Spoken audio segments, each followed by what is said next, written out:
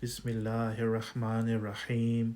As-salatu was-salamu alayka ya Sayyidi ya Rasulallah wa ala alika wa ashabika ya Sayyidi ya Nurullah. Respected viewers and listeners, Assalamu alaikum wa rahmatullahi wa barakatuhu wa maghfiratuhu.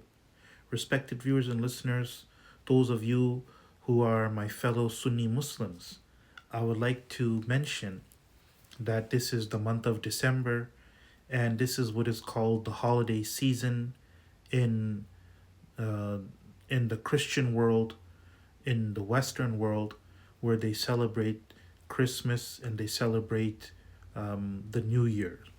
And I want to request my Sunni Muslim brothers to refrain from participating in these festivities in any way, shape, or form, because these festivities are religious in nature. They are Christian in origin. In fact, they are even pre-Christian. If you know the history, if you've done your research, you know that it is from the Greco-Roman pagan tradition, the winter solstice festival that they celebrate on December 25th, and that when it was Christianized, they claimed it is the birthday of Jesus Christ. But we Sunni Muslims, we don't believe that December 25th is his birthday, and therefore we don't celebrate Christmas. And we should teach our children, encourage our children to refrain from participating in the festivities, whether it is at school or those of the younger people that are in the workplace and are invited to attend functions and parties, not to attend those functions, not to attend those parties, not to put up the decorations that are associated with this particular holiday. And likewise, when it comes to New Year's, it's a different story, because many Muslims know that it is not good. In fact, it is haram to participate in the Christmas festivities. They have a softer or more flexible attitude toward the New Year's, because the New Year's is ultimately, it's not really a religious festivity, it's more of a secular festivity. And so they participate with much fervor and with much pomp in the New Year's festivities.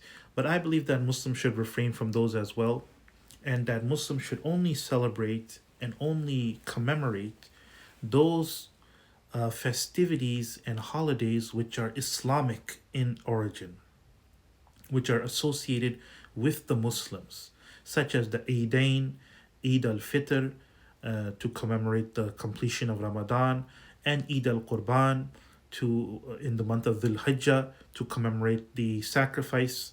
And therefore also there is, of course, the Muslims who commemorate the Mawlid of the Holy Prophet Muhammad sallallahu alaihi wasallam, which is an Islamic celebration. Although some Muslims claim that this is an innovation, but in origin there is nothing innovative in it, because it is commemorating the birth of the Holy Prophet sallallahu alaihi wasallam, which the Sahaba radiallahu ta'ala anhum, they also used to commemorate. They also used to express gratitude to Allah for sending the Holy Prophet sallallahu alaihi wasallam, and the Holy Prophet sallallahu alaihi wasallam used to fast on Monday. And one of the reasons he mentioned for fasting on Monday, out of gratitude to Allah, he said, "This is the day upon which I was born. I came into the world on a Monday." So there is a basis for celebrating the Mawlid. And likewise, commemorating the Nisf Sha'ban, the 15th of Sha'ban, which is a sacred day as well. And also the 27th of Rajab, which is known as Laylatul Miraj, to commemorate the Miraj of the Holy Prophet sallallahu alaihi wasallam. And likewise, of course, we commemorate Ashura, the 10th of Muharram, upon which out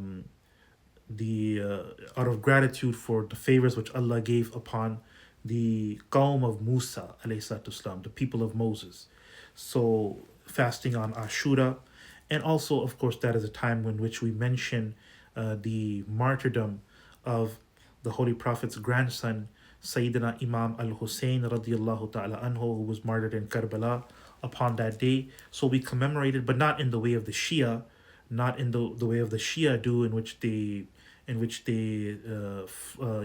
cut themselves and they beat themselves and they perform pagan mourning rituals, not in their way, but on our way of commemorating the martyrdom of Imam al Hussein radiallahu ta'ala anhu is to, of course, gather in the masjid and to listen to the mention of his sira and his character and his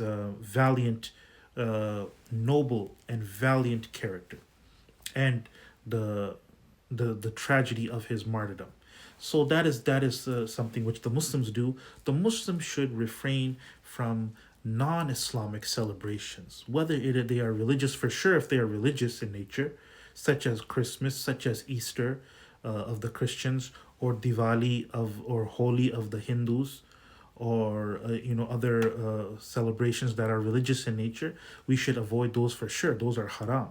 But even those celebrations that are secular in nature but are not Islamic, such as the New Year's, uh, or such as the celebrations of the non-Muslim countries having their independence. There's the 4th of July in the United States and the 1st of July here in Canada. So I don't participate in those celebrations or those festivities, because even though those are not religious necessarily, those are more on the secular side, but still, because they are not Islamic, we should be proud of our Islamic identity. We should be proud, and we should be grateful for, there's no problem in expressing gratitude to Allah on occasions which the Muslims were benefited, or they received a bounty from Allah. For instance, upon the 14th of August, when Pakistan came into existence, this was a great favorite of Allah. So some Muslims, they commemorate that occasion. Pakistanis commemorate that occasion, and I have no problem with that, as long as it is done in a halal way, not involving haram elements, not involving sinful activity such as dancing and music and revelry and intermixing of the genders. If those things that are haram are avoided, but people are celebrating it in a halal way, distributing sweets or having fireworks, or gatherings, and listening to speeches. There is nothing haram about that, inshallah, as far as I know. Until next time, assalamu alaikum.